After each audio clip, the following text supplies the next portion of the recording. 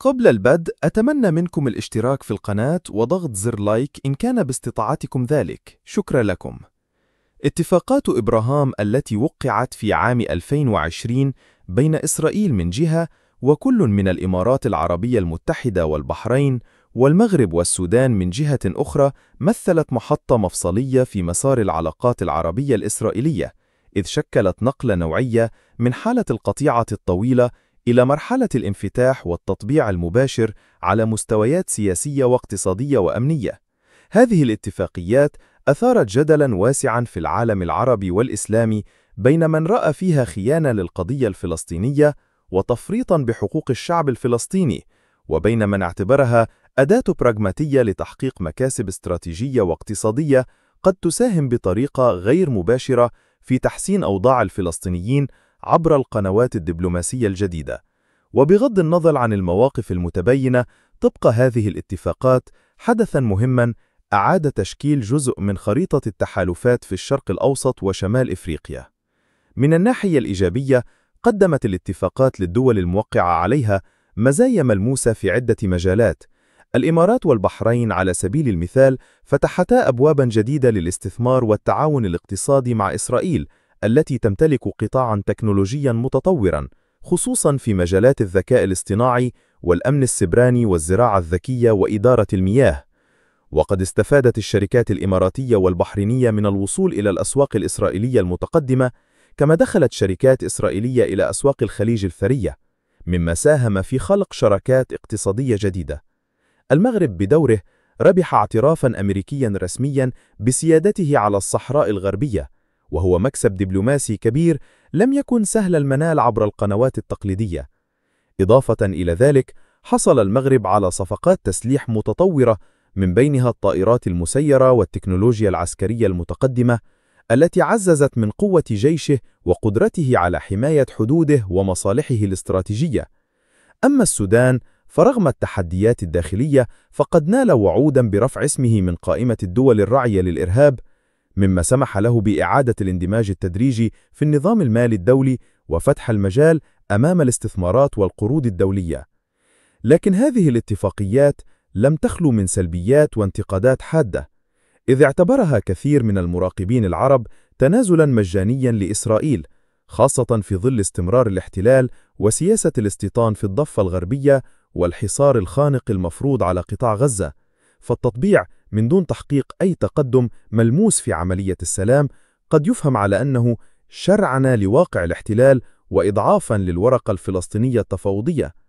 إضافة إلى ذلك، يخشى البعض أن تتحول هذه الاتفاقات إلى محور أمني موجه ضد أطراف إقليمية أخرى مثل إيران أو تركيا، بدلاً أن تكون أداة ضغط لإيقاف الانتهاكات الإسرائيلية. وهناك أيضاً تخوف من أن يطغى الطابع الاقتصادي والعسكري على هذه الاتفاقات، ما يجعل مصالح الشعوب مغيبة أمام حسابات الحكومات والتحالفات. رغم ذلك، تبقى هناك إمكانيات عملية لاستغلال هذه الاتفاقات بشكل إيجابي في نصرة القضية الفلسطينية، إذا ما أحسنت الدول الموقعة إدارة علاقاتها الجديدة مع إسرائيل. فالدول العربية التي تربطها الآن قنوات مباشرة مع الحكومة الإسرائيلية تستطيع أن تستخدم هذه الروابط للضغط من أجل تحسين أوضاع الفلسطينيين وفتح المعابر وإدخال المساعدات الإنسانية إلى قطاع غزة. على سبيل المثال، المغرب الذي يتمتع بعلاقة تاريخية مع الشعب الفلسطيني ومكانة رمزية كونه يرأس لجنة القدس، يمكن أن يوظف علاقاته الجديدة لفتح قنوات مساعدة إنسانية ودعم مشاريع البنية التحتية في الضفة الغربية وغزة. الإمارات والبحرين بدورهما يمكن أن تستخدم نفوذهم المالي والاستثماري لتوجيه جزء من استثماراتهم نحو مشاريع إنعاش الاقتصاد الفلسطيني، كإنشاء مناطق صناعية وتشغيل الشباب الفلسطيني أو تمويل المستشفيات والمدارس في غزة المحاصرة. هذه الخطوات يمكن أن تظهر أن التطبيع لم يكن على حساب القضية الفلسطينية، بل وسيلة لتعزيز صمود الفلسطينيين من خلال موارد اقتصادية وسياسية جديدة. في جانب آخر، تسمح هذه الاتفاقيات للدول العربية بتخفيف حدة التوتر المباشر مع إسرائيل وتجنب الدخول في صراعات مكلفة، مع فتح المجال لخلق جبهة دبلوماسية جديدة يمكن استخدامها في المنابر الدولية. فإذا استطاعت هذه الدول التنسيق فيما بينها لتشكيل كتلة ضغط على إسرائيل داخل الأمم المتحدة أو مجلس الأمن أو حتى الاتحاد الأوروبي، فإنها قد تساهم في وقف بعض الانتهاكات الميدانية مثل التوسع الاستيطاني أو الاعتداءات المتكررة على غزة. ولا شك أن وجود قنوات اتصال رسمية يسهل عملية الوساطة خلال الأزمات، كما حدث في جولات سابقة من التصعيد عندما لعبت بعض الدول دورا في التهدئة وإيصال المساعدات العاجلة. أما من الناحية الاستراتيجية، فإن اتفاقات أبراهام أعادت ترتيب موازين القوى في المنطقة، حيث لم تعد إسرائيل محاصرة بعزلة عربية شاملة كما في العقود الماضية، بل أصبحت جزءا من تحالفات إقليمية جديدة تفتح لها أبواب البحرين والخليج والمغرب العربي. هذا التحول يمنح الدول العربية الموقعة فرصة لاستخدام نفوذها المستجد لتطويع هذه الشراكات لصالح ملفاتها الوطنية من جهة، ولصالح دعم فلسطين من جهة أخرى. فعلى سبيل المثال، يمكن للإمارات التي تربطها الآن علاقات اقتصادية وعسكرية مع إسرائيل أن تشترط استمرار التعاون بفتح المجال أمام مشاريع إنسانية في غزة أو الإفراج عن دفعات من الأسرى الفلسطينيين، وهو أمر كان مستحيلا قبل فتح هذه القنوات. في المقابل، قد تكون هناك مخاوف مشروعة من أن تنشغل هذه الدول بمصالحها الاقتصادية المباشرة وتغفل عن البعد الفلسطيني، مما يضعف الحجة القائلة بأن هذه الاتفاقات قد تستخدم كأداة مساعدة للشعب الفلسطيني. لكن الأمر في النهاية يعتمد على إرادة الدول الموقعة وقدرتها على الموازنة بين مصالحها الوطنية وواجبها الأخلاقي تجاه القضية الفلسطينية التي تمثل وجدان الشعوب العربية والإسلامية.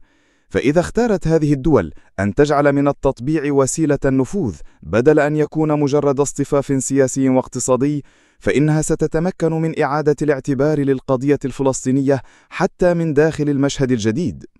خلاصة القول إن اتفاقات أبراهام شكلت تحولا استراتيجيا في المنطقة العربية، فتحت للدول الموقعة فرصا اقتصادية ودبلوماسية وأمنية كبيرة، لكنها في الوقت نفسه أثارت شكوكا حول تأثيرها السلبي على القضية الفلسطينية، غير أن الفرصة لا تزال قائمة لأن تتحول هذه الاتفاقات إلى أداة لدعم الشعب الفلسطيني إذا ما تم استغلالها بذكاء وبضغط من الرأي العام العربي. فالمعادلة الآن ليست إما خيانة أو انتصار، بل كيفية تحويل الواقع الجديد إلى رافعة سياسية وإنسانية تعزز من صمود الفلسطينيين وتفتح لهم آفاقا جديدة رغم صعورة الظروف. وبذلك يمكن أن تصبح هذه الاتفاقات رغم كل جدلها جسرا لإدخال المساعدات ونصرة غزة، بدل أن تكون مجرد صفحة جديدة في مسار التجاهل والنسيان.